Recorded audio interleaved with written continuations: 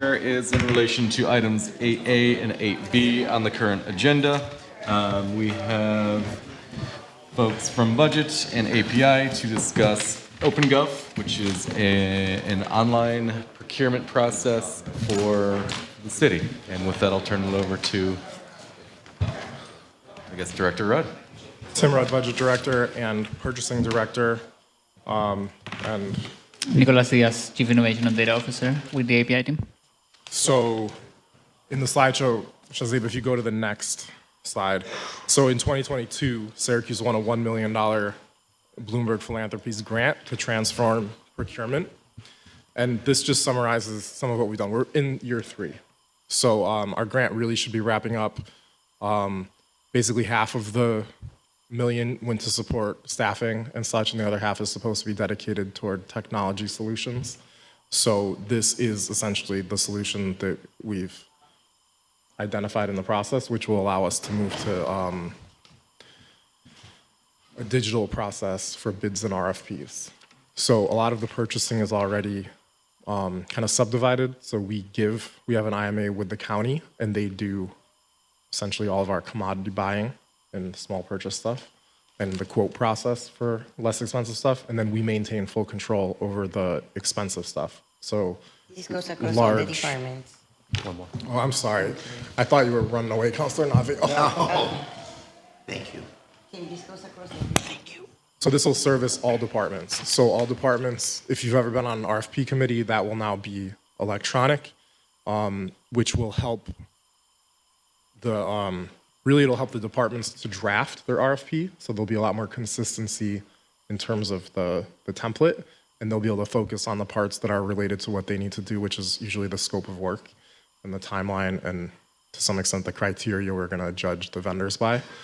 But we think all of this is going to help us to be more efficient, to better collect data, to, I should probably stick to the presentation to some extent. So the point is we've been working on the procurement transformation for 3 years. There have been a whole bunch of changes related to it. One of them was that the Division of Minority Affairs moved into the budget suite and became the Office of Equity, Compliance, and Social Impact. We've had a really broad collaborative team throughout the whole process with members of API, purchasing, and equity compliance. And we had a Harvard Kennedy Fellow for 2 years who really helped us kind of describe our processes as they are and to try to find a solution. And we currently have 2 project managers, Shazib over there is one of them, who are funded by the grant. And there's another one, Mohit, who Mohit's really going to help us with the transition. He's kind of like the API presence to help make sure we have a successful transition with this software purchase. Jim, Any questions just on the whole of the grant? So this is like our main path to spend the grant, and we do need to spend the grant. So so you're setting guidelines here as far as what we can ask? You say down the whole oh no, of the no, you grant? can ask anything you want. I will answer everything. I don't follow anything. directions. I'm well, so you know, thankful to be here. I'm just thankful to be here.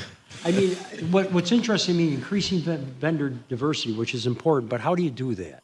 How do you, I mean, do you go out and let people know, or? Well, so I is think it- so much of increasing, we have goals in our processes, and what we really need to be better at is communicating what do we buy regularly, because there's things that we do buy, there's things that we don't buy.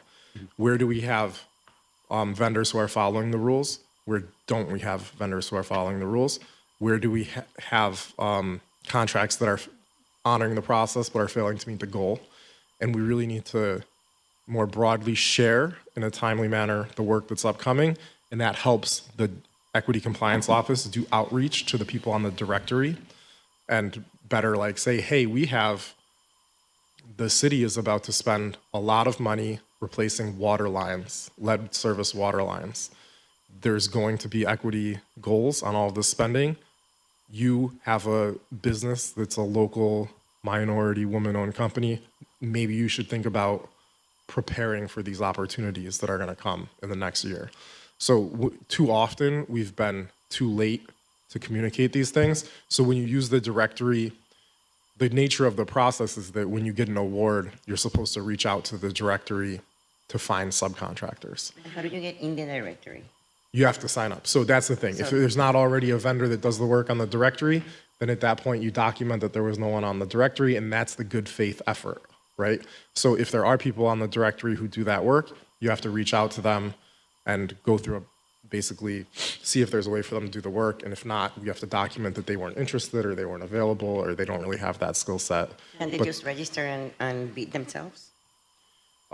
So we did, as part of this transformation, we did redo our application. So it went from like 15 pages to 7, and it went from paper to being online. Now we have a system called B2G Now that manages our directory. So it's way easier in ours, there's different levels of MWBE certification. So the city certification is like an entry point. It's really the easiest. So there's only 3 things you have to prove to become registered. One is the 51% ownership of the company. You have to have active management by the minority or woman party. And then you have to have a physical presence within Onondaga County. So we do not go through a whole bunch of stuff the way the state has a much more intensive application. And that's why if you do get state certified, we give reciprocity and we'll just basically pass you in. And if I may add some color to what Tim is saying, in the discovery phase of the project, in the first year, one of the things we did is we did a lot of thorough user research. So we went out there and we spoke with some of these vendors in their place of business and people that wanted to do business with the city but were just facing challenges. And one of the things that we found throughout that, and which we've complemented also with a partnership with SU that also helped us to reach even more vendors. And what we found is that people in these businesses, they don't want an unfair advantage or to be given opportunities. They just want to compete on the same playing field. And in addition to the goals that Tim is talking about, just making it more, making it have less friction when you're applying and having more information out there, which this tool would allow us to do, that's a great step in not needing to be an expert in how you do business with the city in order to see and apply to opportunities. I think some of the onus is on us too, as city councilors, to make sure people are aware of that and, that we run in our day-to-day activities we run into. Because a lot of times, everybody's information is siloed, and they're not even aware of it, and they could qualify for a lot of this stuff. Right. So I'm glad Councilor Paniagua asked that question too, because it should be on us too, to let people know. And go ahead.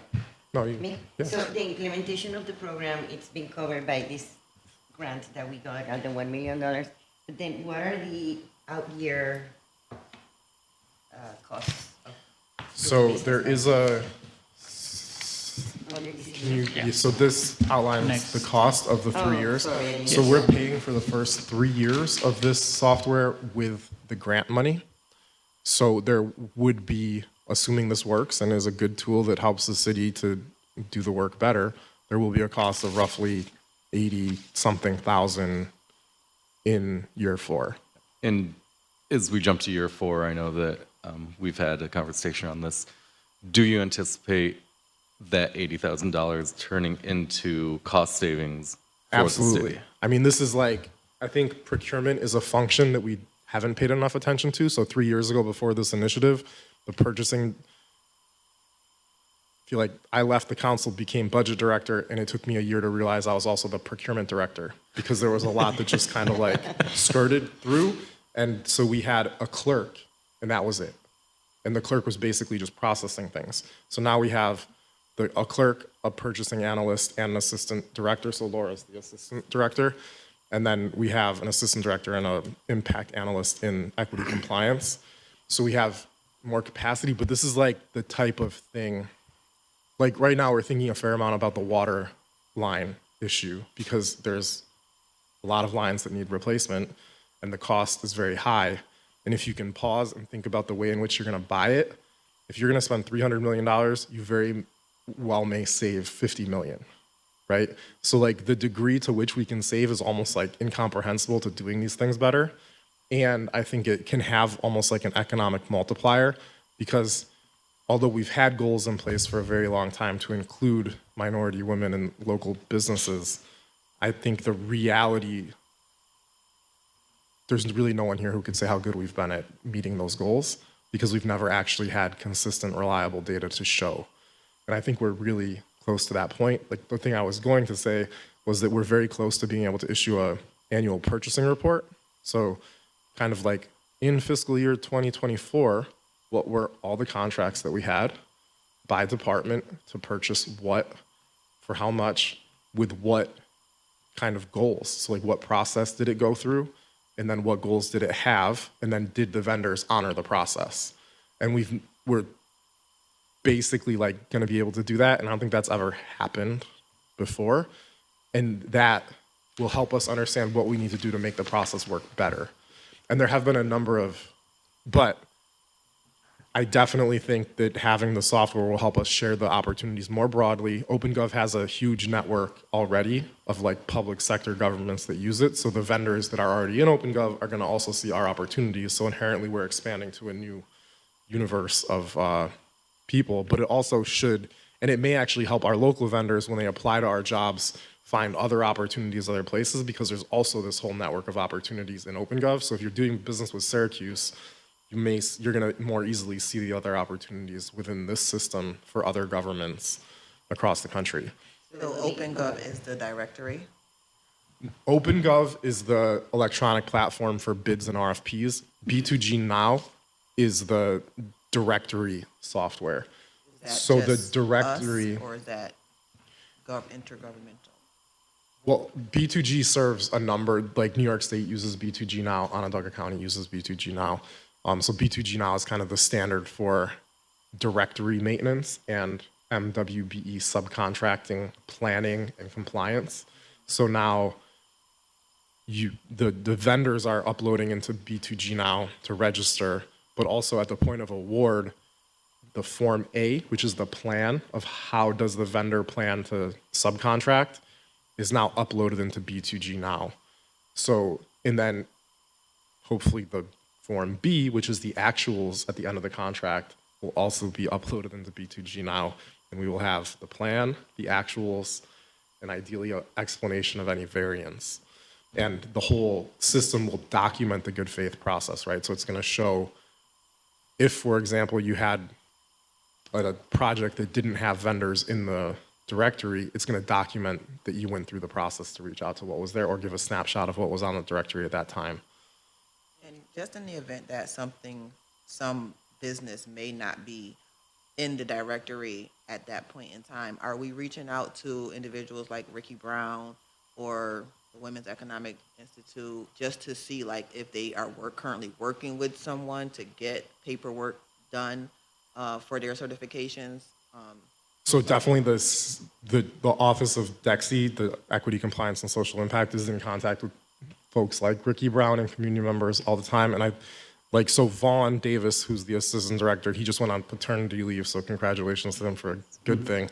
And Sherelle is here holding it down. And I know Sherelle, like right now, is working on essentially like a speed dating event for vendors and subcontractors for later in the year. But she's already kind of gotten a couple of our major primes to agree to show up, which I think is really great, because then we can call the potential subs and say, hey, there's this opportunity for you actually to meet the people who are regularly getting this work so you can get in and maybe be a subcontractor. So yes, we're definitely trying to work with the whole ecosystem, which is why Vaughn and Sherelle end up going to a lot of the state-sponsored MWBE conferences and networking events. And Thank you. Oh, thank you. Please, thank you. Sharon Owens, Deputy Mayor. I don't know whose cup of water that is. As a person who did the compliance, MWB compliance and the minor administration, what Tim and his team are doing is taking us out of the Flintstone era. And it really, everything that we have in place now that he is transforming it, what we have had established was intrinsically creating equity barriers. From the fact that if you wanted to submit a bid or answer an RFP, you had to make 7 to 9 copies. I mean, that up in and of itself. So what we're proposing is not taking away the option of doing it, but taking away the burden of doing that. Just the expense of just even applying, and then being able to communicate with us through the internet instead of paper all over the place. And at the same time, we have heard concerns from the council and the council president on potentially like excluding people with this change. So we're essentially agreeing to anyone, if there's a vendor who does require a paper process still, we will accommodate that type of applications. That's one of the things we outlined here. We do want to try to push the default condition of being in the electronic environment because we think it's going to be better for everybody. But we will, which is kind of similar to the directory. The directory is all online. Excuse me, but if there's a vendor who really can't do it, they end up coming in and we end up uploading their application for them in the system. So this platform, it will substitute what we currently have, or it will enhance? So right now we its have no effectivity? platform for bids and RFPs. We basically have a Word template, and that's one of the problems is that it gets a lot of, it's very long. So the bid template is something like 150 pages, and then it often is redundant, and I think there's things that, we have rules, and because we haven't had a system, we aren't always good at clearly communicating what's expected of vendors, which I think adds to the confusion. So this is going to make it way more concise because we revise our templates that become part of this electronic process. And then as part of those revisions, we've really said what's the important information to put up front. So instead of starting with 15 scary legal declarations that really probably intimidate people from working with us, we move all that, we make sure we're not being redundant, and we put that at the end, and we put the important stuff up front. I feel like there was something else I was going to say, but what was the full I question? just asked if this new program platform, whatever we're going to call this, it's going to substitute what we have, or? Oh, so it's all paper and emails, Right. which allows for all kinds of errors to be made. And I think this is going to be much better, simpler, and more efficient, and really help get a better product for department heads and for vendors and for subcontractors. Tim and Nico, in terms of your team, what additional burden would this put on your staff To have it or to not have it? to operate it? To have it move forward and Do we need to train them? Well, I think there's this temporary increase in the need to transition, and that's why we have 2 project managers that are funded by the grant. So they are really our temporary capacity, and when that's implemented, really the funding for those positions goes away, and I don't anticipate them to be permanent city positions. So this is where we really are blessed to have the partnership with Bloomberg to appropriately fund and support this initiative.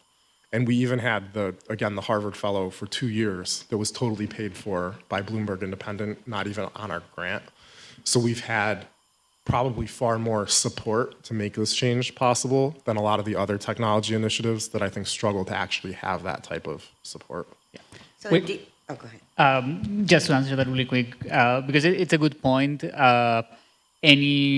Going to any new system is going to have some short-term transitional pain period, not only for Tim's staff, but also for employees throughout the city that are going to be interacting, submitting RFPs and whatnot. So training is absolutely essential part of any digital transformation project, including this one. It is included in the scope of work that we are designing with the vendor as well. But to Tim's point, in the long term, once everyone has moved on to this new system that erases some of the friction of the current system, it should hopefully be more seamless for everyone. So since this is going to go across departments, there'll be a point person in each department to be trained to be able to be effective and with all this? so we haven't traditionally had procurement training. So there was an audit of purchasing a couple years ago that said we should update the manual, distribute the manual, and do regular training. So roughly a year or more ago, we finished the update of a manual, and we did our first training, I think last January, with basically department leads on, so every department has at least one person get trained. And then this just last week, really, we put the training manual into SharePoint so that it can be like a living document that can be updated as we go, and it can always be accessible to city staff. And we did another citywide training with how many people, Shazib? Like 40-ish? 65 city people who came to the training. And yes, we will have to do another of that type of training once we have this ready to basically turn How many on. department heads? Department heads, I would have to look at the list. It's hard because we did it electronically, so I was just looking at the screen. I mean, I see the friction has got to come from the department heads who get used to certain contractors. It does, but honestly, a lot of the time, the liaisons for the purchasing and the management of the contracts are lower level folks who are really in charge of that item. So sometimes it's not the department head as the best person. Like they do need to go through it at some point so they understand the general constraints, like when you go over, what are the thresholds that determine your process? And I just think that the comfortable part of it, the same person, I've dealt with the same person before. And who mitigates that issue? The deputy mayor or you do? Or mitigates what issue? Well, I mean, if a department head is dealing with Laura or somebody else and says, no, I want to go with this person, that's all there is to it. And that like a friction- waiver? Yeah. Well, this is where we, Tim? Okay. yeah. Well, Not me. so this is where, and Joe Barry points this out a lot, like we have rules, but we also have flexibility because our charter, we can do waivers with a 2/3 majority of the council, which you experience, right? So there are a number of waivers. And I did have this as one thing to say, this is a waiver, which may sound ironic, but we did a very intensive process to identify the companies involved, and then we proactively reached out, and then we had interviews with a number of people, and we did live demonstrations for an extended period with 2 finalists, and then entered into it. But it's also a best practice not to do a fake RFP when you have someone in mind. So having done all that, we decided to just do the waiver. And really, we have to change the charter anyways, so it seemed like it just made sense to disclose all of it at once. And we are doing a waiver with OpenGov to buy this software that is grant funded. And things like procurement policy, like ban the bugs, living wage, is that all going to be, will you be able to be compliant and addressing those things? Well, yeah, I think you're making the point that there's a lot of rules that we need to do. Yeah. And I do think having an electronic environment will help us have more of a rubric that is accurate and sets the right expectation for everyone and helps us make sure that people are following the rules. Because a lot of the time it has just been make sure it's disclosed that they have to follow the rule. And then it's really been on the vendor or like whoever else to find out whether they're being compliant or not, but we haven't had a systemic thing that proved that they were being compliant. So this is definitely gonna help with the MWBE subcontracting, the local hiring goals, and really workforce goals, which are like how diverse is your company? Because we'll be able to collect the data in a way that's manageable. And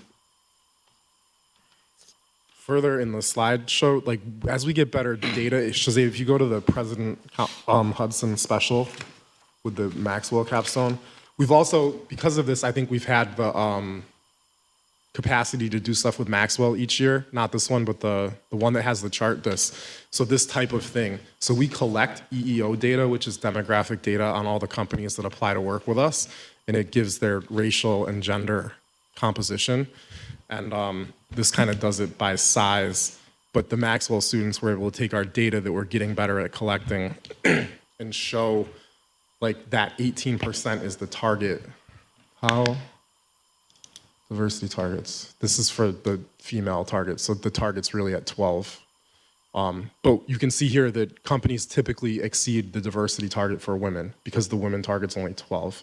But if you go to the next one, this is the target for minorities, which is 18%, and many of the companies do not meet the target. Who's that big green blob anyways? So, and that's part of it too. The bigger the company, the more likely they are to be diverse. Absolutely. And the more local they are, the less likely they are to be diverse. I mean, so This The is where education part of it's important. I remember the first joint school construction board, a lot of times the contractors didn't realize that they exceeded the levels. They didn't realize it. They didn't know So what this they is where I could think include. JSCB really has the same rules. Yes. And probably has in the past done a better job at collecting and being like transparent about how compliant it's been. And now I think we're getting to the point where we're on par or maybe even able to lead with that JSCB relationship. But yeah, it is good that we have the same goals, the same processes. It gets a little different between professional services and construction. Obviously, JSCB is all construction. Well, that might not even be true. But it gets nuanced. So yes, the technology is definitely going to help us to have it clear, help people understand the goals, and to make sure we get the data to improve it. Soma and Nico mentioned how we did a lot of outreach to vendors and to department heads to figure out the deficiencies in the process. We are very aware that purchasing can be much better. And what's the thing? You say it all the time. I was like, stealing your line. Tim, this also includes like professional services too, right? Like, Yes. I So mean, that's RFPs where are we find basically that- professional services, and the rules are a little different. But we expanded in like 2019 to have MW goals apply to professional services in addition to construction. Traditionally, the subcontracting program only applied to construction. Yeah. So that was a major change, which also requires department heads to have better understanding. And that's what I was going to say, the department, I'm going to forget as fast as I remember, but looping the data back. So like we often collect data and don't tell the vendors or department heads why we're doing it or how they did. So like that's a major thing that we have to change. So even this diversity data, we've never shared with a company, this is how you look in relation to the others who responded to your RFP. This is how you look compared to the rest of the things that the city of Syracuse does. And there's a bunch of different areas where we can share the feedback with vendors and department heads. And I think that's going to help them to improve, right? Even having processes that say, dear like department head, were you satisfied with this contract? Would you use this vendor again? Mm-hmm. We don't do that now. Like we need a process that does that, and we need to do the same thing to the vendors. Dear vendor, how did this go? Would you do this again? Will you work with the city of Syracuse? Like, was this a good experience? Would you work with the city of Syracuse again? And we haven't done that, and both of us would it only would be the improve. department head? Like, is there, Who does? like, you know how if someone applies for a waiver, variance waiver or something, like there's multiple departments that have to do a checklist. Is that something that, because the thing that's popped into my mind is this year's grass cutting services through Parks Department and or landscaping, and it was not good. Well, so this is where it gets, so there's construction, which goes to the lowest qualified, like responsive project. Mm-hmm. And then there's professional services where we do not need to go with the low bid, and we use a judgment to get the best value or the best service.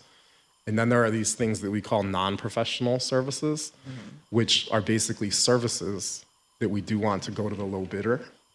And so Onondaga County ends up doing our items like the grass cutting. And so the grass cutting one is probably the biggest and most difficult contract. And for anybody relatively new to take on changing that is probably a task. They don't fully understand what they're getting into. And it involves so many parks, big parks, small parks. It involves code properties, delinquent properties. So it does I agree, that one gets very complicated. Yeah, but so it that's what I'm wondering, like, speaks is it only for the department head to do that follow-up? Like, I think other people need to be involved in. Well, a lot of the, so this is where it's definitely falls to the departments to own and be responsible for their contracts. But that's where the teams purchasing and equity compliance are really here to help them be successful. So when they have questions, they need to be able to call us. There's things that we should be able to like basically take care of for them. or maybe even like help them analyze the responses so that we can better understand. Like there was the school zone RFP. There's not really a person who handles tickets automatically for the city, so it ends up falling to like a traffic coordinator, right? Like Neil. But then, we got a bunch of responses. It's hard to tell. That's where the purchase team really stepped in to say, how can we look at the cost of these responses in a common way so that we can make an informed decision? And I think that is an example of how it should work, is there needs to be some support. Like the departments can't do it all, but the department has to be involved and be the primary keeper of the contract. But that's where we should have a structure that helps facilitate them having a successful relationship, right? So it's like, we should say, department head, you need to have an award meeting. When you first start making the award, you gotta meet with the vendor, have clarity around all the stuff, and you have to have, final payment touch base where you talk about how it went. Will there be technical support, like for the vendors? Oh, If yeah, they would so need that? there is the first year, there's an additional $20,000, which is not the software subscription, which is OpenGov, kind of giving us the above and beyond support for the first year, where they will help us do trainings for vendors, trainings for department heads, and make sure everyone's sufficiently aware of how to use the new software. Tim, would you mind highlighting the green box here? I think Oh, that yes. kind of encapsulates President Hudson's concern related to the project. So in the slideshow, we outlined the various processes of the RFQs and bids. So drafting, reviewing and advertising, addendums and questions, submission, establishing a committee, scheduling a review committee, distributing responses, evaluating, recommending award, council approval, and contract execution, which is in law. And the city council's role does not change in any way, shape, or form. So the council president and at least one council member will still be included in all the review committees, so all the professional services. That's what we do now. We have a committee. It always includes the council president. It always includes typically the head of the committee. And if they can't, then another member of the committee or whoever the council says. And the scoring. And what? Scoring. So the part that will change is the scoring. So pretty much everyone's been on a committee. They're often consensus driven. So we talk about the proposals. People go over the pros and cons. Usually there's some that aren't as good. They often get dropped early. There's some that are better. We'll go back and forth and a consensus is developed. And I think that'll probably still happen, but everyone is going to have to do a score sheet. So this is part of what the department head is going to have to make, is like, what are the criteria, and it will go in the RFP to communicate how you will be scored.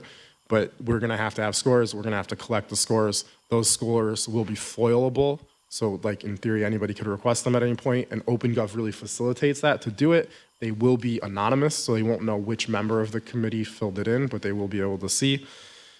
And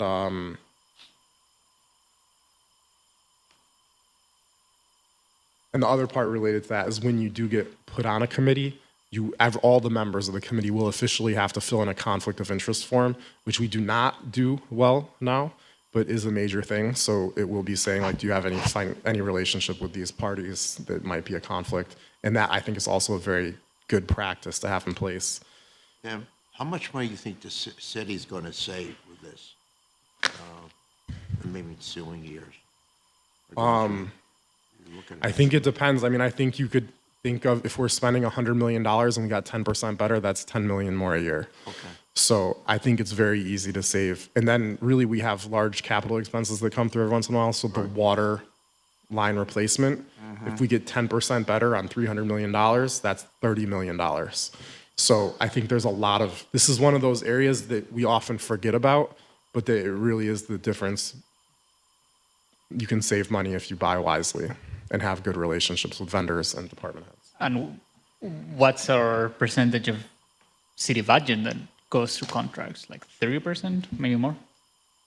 Well, this is where having the report that shows all the awards and itemize the path they take, how many are waivers, how many are emergencies, how many are through an RFP, how many are through a construction project, how many go to the county for some type of process. All that I think is going to be very helpful for us to understand what to focus on in the future. And on the council changes, before I totally forget, so after the committee meets and makes the award, it always goes to the council, right? So when it's a waiver, it requires a 2/3 majority, where if it's gone through the process, it just requires a majority. But that unchanged, and that part is really like the OpenGov part is going to carry us through to that point of award. Then it's like we're kind of going to print it, put it in the process the way we have. And then when you approve it, that's when it goes to law. And law does the process that they do. And all that's going to be unchanged. What's the timeline to implement? It's launch? basically a 3-month period from the point once we finalize the contract. So if you all amend the charter, and we had the 2 action items, right? One is to amend the charter to allow for electronic submission. The other is to enter into contract with OpenGov. So when you approve it, it'll go to law. They usually take 3 or 4 weeks to execute the contract, and then we'll be able to begin the timeline with OpenGov, and it should be a 3-month implementation. So I think most people trained March. already. Should be a seamless transition. Well, I will never use the, seamless, but you know yes. what I mean by that. Smoothly as possible. This all becomes part of the public record, obviously, when The submissions, the scores. submissions, the selection, the whole deal. Well, there are certain things that are, this is where lawyers probably give the best answer, but like there's a number of things in the responses that when it's like open, when it hasn't been awarded, that are inherently private. And then the things I'm that are seeing. foilable now will remain foilable. It just might be easier for the city to grab the information, whereas now we'd have to be having the purchasing clerk and whoever look through emails and take the paper submissions and provide that. Now it's all going to be much easier electronically. So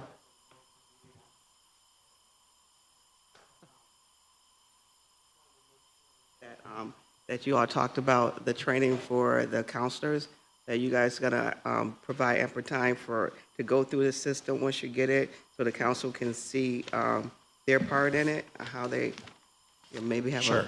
yeah. So, I mean, we're happy to include you in trainings or even to do a session for you if you want. Even the purchasing training that we did last week, we recorded it. Like, I'll send you the link if you are looking for fun on a sleepless Tuesday night. You can watch it. Well, the thing is, that was like full detail. That's why it's like the same information. The point is that not much of it changed, and all the stuff in relation to the council did not change. But if you need a magnifying glass, counselor, I will find one for you. It's a giant magnifying glass. Procure that, get the cheapest one. Are you guys working with doing? Is that going to be covered by the what is it called? What is Ruth Nee's thing called? Communications. Communications, yeah. Cheryl Pace, social impact analyst. I have reached out to Brooke. She would be instrumental in assisting with that, so I reached out to her to see if I can get her assistance with that. We also will have our comms consultant coming on shortly. So the plan is to loop them in since there's a carve out there for assistance with planning an event. Okay. And I did just want to touch on the organizations from earlier. Vaughn and I have both been in contact with UMIA. We are working with the county. We're working with ESD, Onondaga SBDC, WISE, Women's Business Center. Pretty much every organization, we're all trying to come together. The consensus is that every organization has been siloed in trying to assist the MWBEs, and we're all trying to, at this point, come together. So we are in constant communication with these organizations. We are more than happy to set up a meeting with any counselor that wants to learn more about the process that we do, how we get people certified. We're bringing the certification to people with our laptops if we can. Any community organization that wants to assist people with registering, we can do that as well. We really are trying to increase our directory, which we have so far by over 40% in the last month. We have increased our directory, and the goal is to continue to increase it. Thank you. How long Appreciate you that. been working with Tim now? Since September. How long? Since September. Okay, wow. No. No. And Madam Clerk, this may be for you, but I wanted to make sure that all of the president's concerns have been addressed and she's okay moving forward with the items. I sent the questions, and she didn't have anything additional. She do agree that as we move forward, we would, with this program here, we can ask, more questions will probably come up, and then being willing to make amends where needed, or not even making amends to legislation, TIM department act accordingly, or with the council, communicate accordingly with the council. Just on that, because we have had a lot of chance to prepare, but we can't work with the vendor until you approve the contract. So there will be things in the implementation that we experience and learn. And we're open to feedback, whether it's from the council or the department heads or the vendors, to change to make sure we get a solution. I mean, I think that's kind of like the transformation mentality, is that we want to improve. Yeah, like we want to hear and we want to know how it's going. And if we can change, we will. Thank you. Motion to adjourn? So moved. All right. Thank you very much, everybody. Enjoy your afternoon. Thank you, team.